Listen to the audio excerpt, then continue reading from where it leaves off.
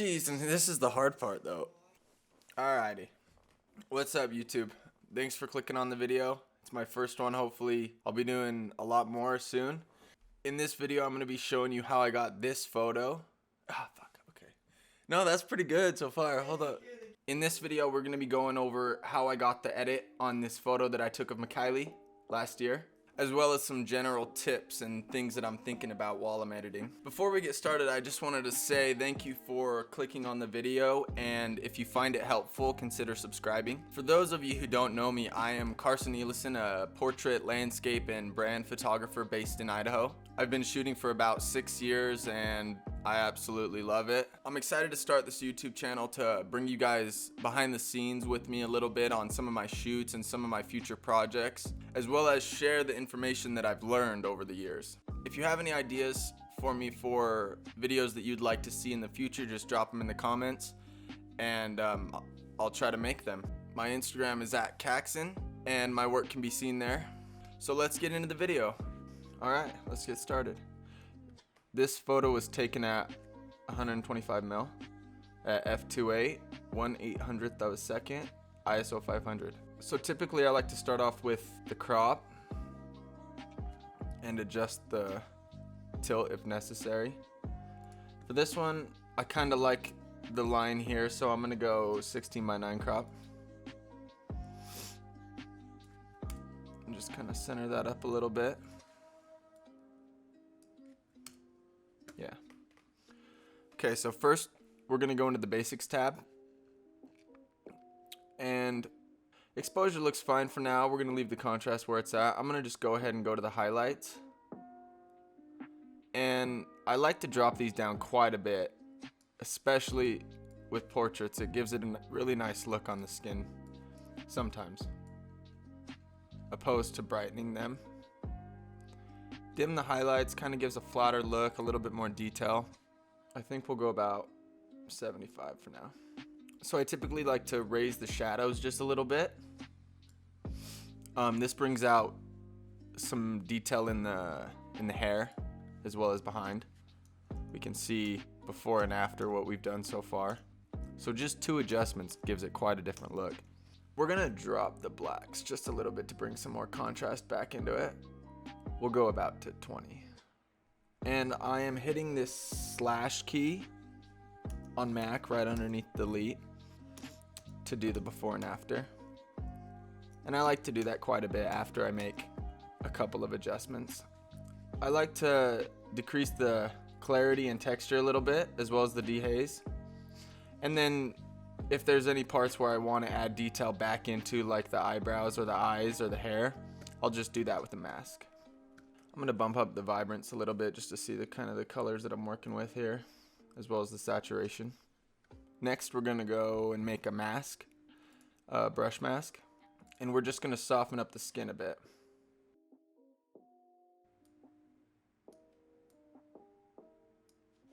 And we're going to go ahead and zoom in here. Let's go a little bit more.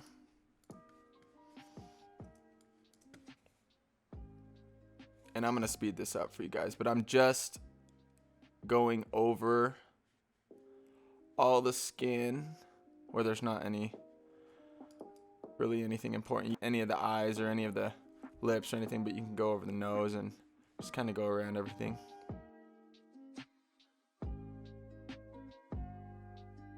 And if you want to see what you're doing, you can just press O and it'll bring up this, and then you can kind of see where you need to go.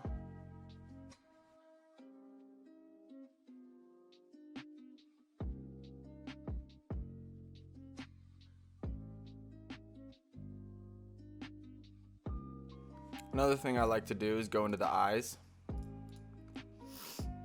add a new mask, brush, and then bring back a little bit of texture and clarity, and just brush over the eyebrows, the eyes, as well as the hair a little bit. Here's a bonus tip: if you ever have some weird coloration in the eyes, or they're really pink or anything, you can come over here to teeth whitening, and I like to just zoom right on in and then just lower the exposure and just paint in there. And it's gonna take all that color out, the yellow or any of the ambient color. Next, we'll just add a iris enhance brush. I like to raise the shadows a little bit and lower the exposure.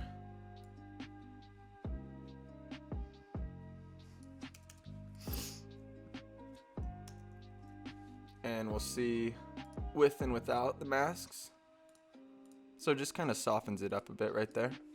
Another thing I like to do is spot removal, and usually I use heel when I'm doing skin retouching with a little bit of feathering. So I'll just speed this up, but I'm just gonna go over some of the blemishes and some of the hair and clean it up a little bit.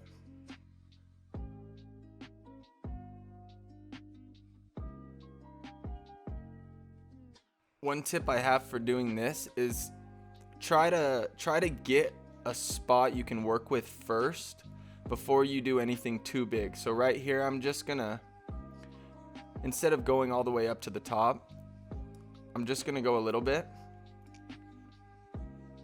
and then make sure it looks right and do little by little, and then I'll have this section to work with. So now that I have this little section kind of how I want the rest of it looking, I can just go ahead and make slightly bigger adjustments and move them over this spot right here.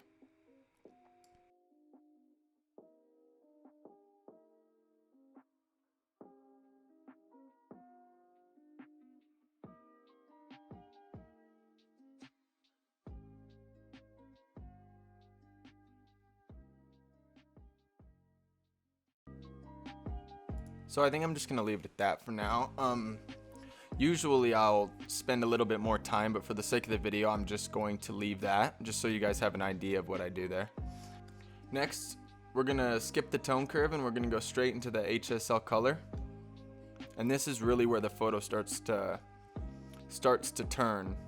So first I like to start out with saturation, and sort of with the skin tones, I kind of like to raise the reds up quite a bit to kind of see what colors are coming through as red. See, like this right here, we don't need this as red. A little bit inner eye right there. Sometimes in the hands, if they're cold, it'll come through. As well as like back here, you get a little bit of this stuff. So what I like to do is adjust the tint. There we go. Kind of clean that up a little bit. Pushed it away from the magenta. And then if it looks too green for your liking, you can always adjust the greens later, but it's best to get the skin tones down first. And then we're just gonna go ahead and drop that. Let's go about 20. Next is oranges. We're just gonna do the same thing and just push it and pull it and see what's happening. I think that looks good for now. So generally I like to keep these, especially with the saturation. If you start pulling saturation too far out, you'll get weird color gaps like this. So you just want to make sure that you're kind of blending everything together. If you desaturate one, you kind of want to keep it consistent. So we're just going to desaturate these a little bit. Next, we're going to go into luminance. And I like to drop the luminance on the skin tones quite a bit. I think it looks really nice, especially for this photo. Opposed to that, I think that it looks really nice when you drop that. And then same with the oranges. And I'm just kind of dragging them left and right and getting a feel for what I think looks best. That's a lot of what editing is, really. Once you understand what they're kind of doing, you can kind of use them together and do different things. And I'm going to bring the blue luminance up. You can see it's kind of affecting here. And that's another thing, that if you're ever pushing any colors too hard, there's going to be spots where it shows up where it shouldn't. And if you really wanted to push the blues that hard, which I wouldn't recommend it, but if you wanted to push them and you didn't like this, you could always just add a mask and desaturate that, or change the temperature. and that should fix it. But I'm gonna go ahead and pull these back. So purple and magenta, when I'm editing, I usually like to stay away from them. They can be a lot of weird colors, skin tones, stuff like this, similar to the red. Just, it can cause some weird fringing or something. So what I like to do is pump up the saturation quite a bit, and then come over to hue, and then just pull them back to a color that's present in the photo, like the blue here is. So we'll go blue, and then pull them back down. So for hue, I usually like to give the red a little bit more warmth. And for this photo, I think that this right here looks quite nice, so I think I'm gonna give it just a touch of red. Same with the greens. Bring them this way a bit. Let's actually go a little bit more. There, that looks good. Maybe just go a touch this way. So just there with the color, it looks quite a bit different. We'll go before and after here. So I think it's starting to look really nice right now. The skin tones are balanced out. They're not so bright like they were here, and it's starting to look a little bit more flat. So next we're gonna go into the tone curve. And I like to just start by adding a couple points here. And we're gonna make an S curve. So what this does is it's gonna affect the brightest parts of the image right here. And there's not much detail in it here.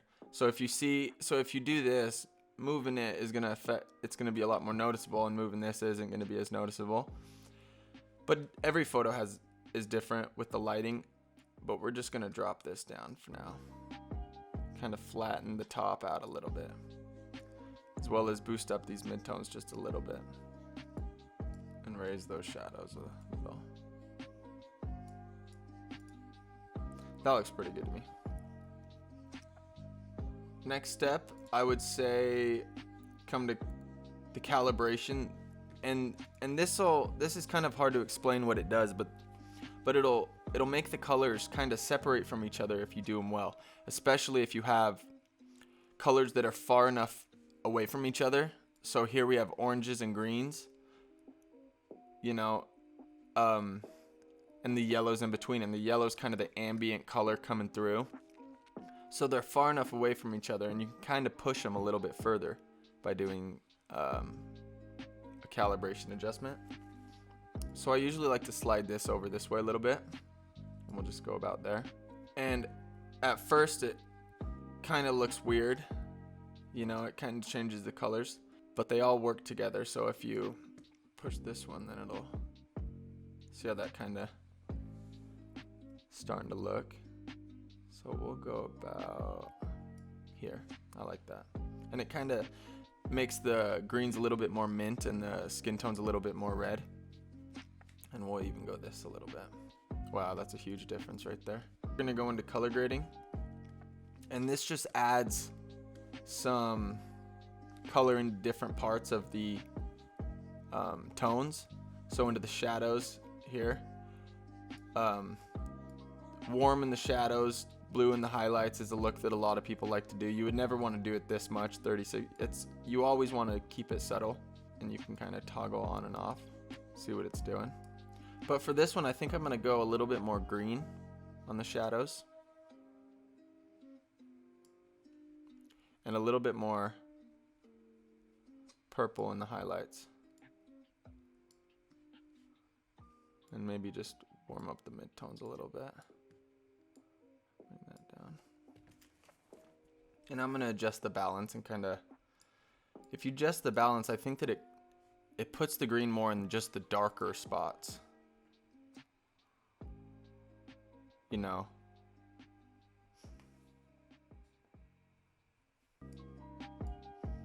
And the blending a little bit too.